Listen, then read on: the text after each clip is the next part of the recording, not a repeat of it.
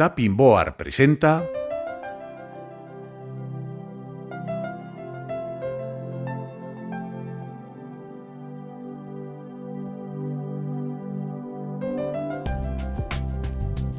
el bruxismo. El bruxismo es el acto compulsivo de apretar o rechinar los dientes sin ningún interés funcional.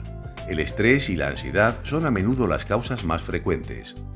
Se calcula que el 80% de la población ha tenido algún episodio bruxista a lo largo de su vida, incluyendo adultos, adolescentes y niños.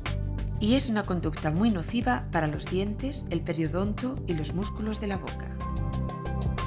Existen dos tipos de movimientos bruxistas: el apretamiento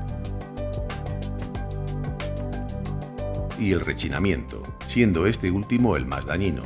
La manifestación más común del bruxismo es el desgaste de los dientes. También podrá causar sensibilidad dental y fisuras, o incluso fracturas y desprendimientos de restauraciones.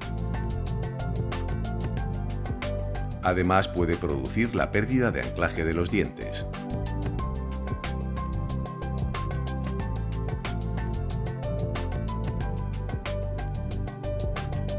El bruxismo produce un exceso de ejercicio que va a repercutir en los músculos masticatorios y en las articulaciones de la mandíbula, provocando dolor y chasquidos. Incluso puede aparecer dolor de oído, dolores de cabeza y otros problemas graves. El bruxismo puede ser diurno o nocturno, siendo este último el más frecuente y que a menudo pasa desapercibido.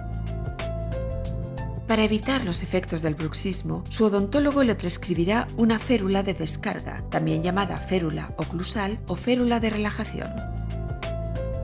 La férula es un aparato generalmente de resina transparente que se interpone entre los dientes. La férula mejorará la posición de la mandíbula, evitará el desgaste y las fracturas dentales y relajará los músculos masticatorios. También protegerá a las carillas, coronas y puentes.